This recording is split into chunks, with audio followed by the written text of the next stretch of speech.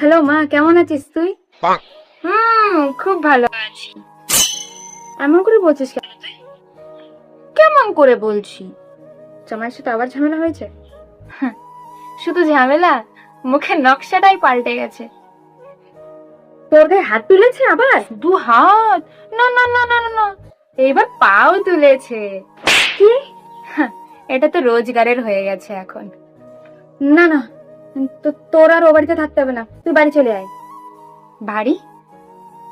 বাড়িতেই তো ছিলাম, তাড়ানোর জন্য তো উঠে পড়ে লেগেছি। আমার কথাটা এখন এখন কেন বাড়িতে আসতে বলছো আবার? এখন আর পাড়ার লোকে কিছু বলবে না? আমার কথা দেখো মা, আমি বাড়ি আসবো না।